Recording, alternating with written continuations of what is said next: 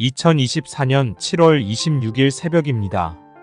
하나님의 말씀은 시편 119편 78절에서 83절입니다.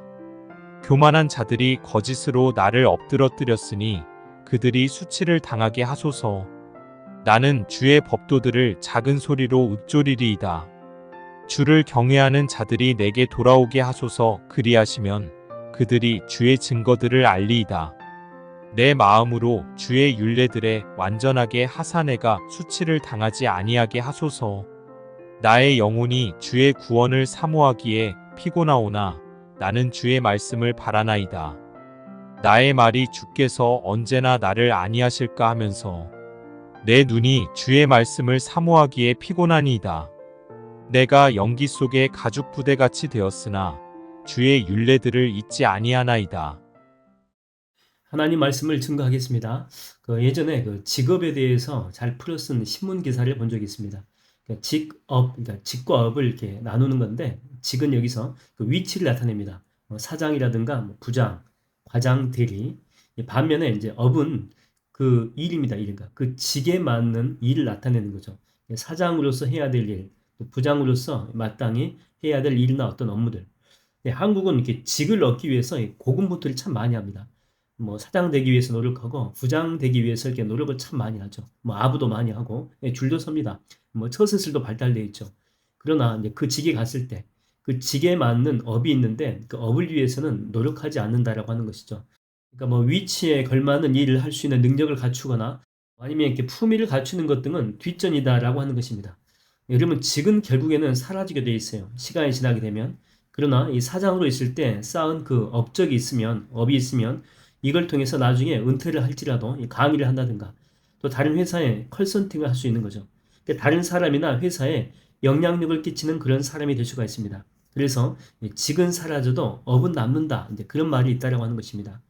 이사야서를 보게 되면 이런 구절이 있죠. 풀은 마르고 꽃은 시드나, 그렇죠? 우리 하나님의 말씀은 영원히 선다. 영원히 남는다라고 하는 거죠.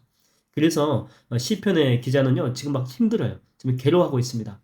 연기가 가득한 가죽 부대 같은 그런 상황 속에 있죠. 정말 숨이 막히는 이런 상황에 있다는 것을 이야기하고 있습니다. 그래도 이런 상황 가운데 있을지라도 주의 말씀을 여전히 붙든다라고 하는 거죠. 왜냐하면 말씀은 영원하거든요.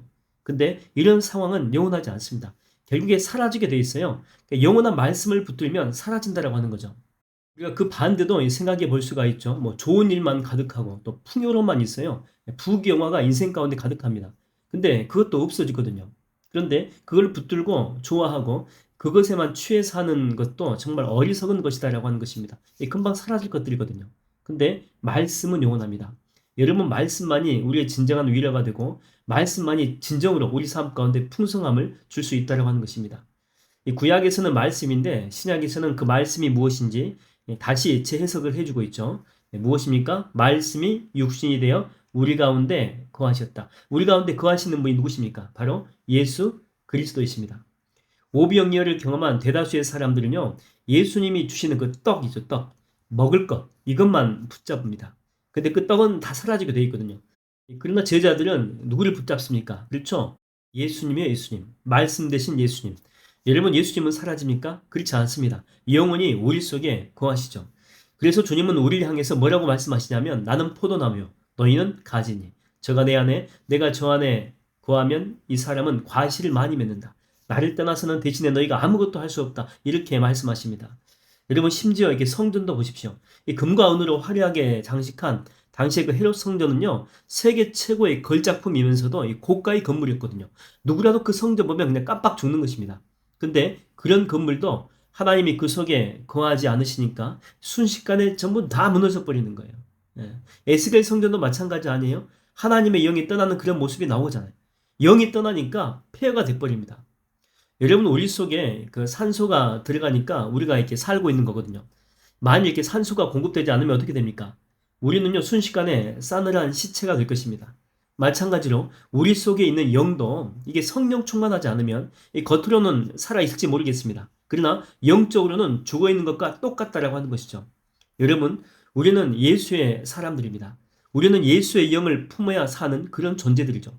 우리는 성령 충만해야지만이 내가 매일 기쁘게 순례기를 행할 수 있는 그런 존재들이다라고 하는 것입니다. 그러므로 오늘 또 여러분 기도하실 때 성령 충만을 사모하십시오. 또한 성령 충만을 구하십시오. 성령 충만하게 해달라고 목놓아 한번 기도해 보십시오. 에스겔서를 보게 되면 성령님이 다시 돌아오는 그런 모습이 보입니다.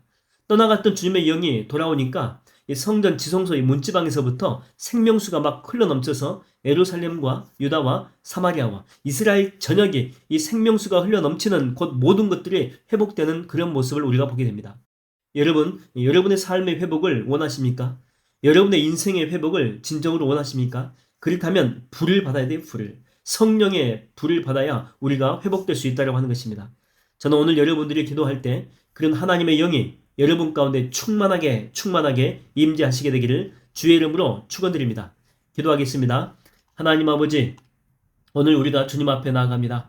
특별히 성령 충만을 사모하며 구하며 나아가오니 다시금 메말라버린 우리 심령에 성령의 충만한 영으로 임재하여 주시옵시고 하늘의 영으로 함께하여 주사 우리가 지금까지 인생을 쫓아와서 메마른 삶을 살고 있었다면 다시 주님 붙들고 영원하신 말씀 붙들고 생명 되신 말씀 붙들고 승리하는 삶을 살 수 있도록 주여 인도하여 주시옵소서. 오늘 또 하나님의 영광으로 뒤덮인 날, 축복의 날, 기적의 날이 될 줄로 믿습니다. 감사드렸고 예수님의 이름으로 기도하옵나이다. 아멘.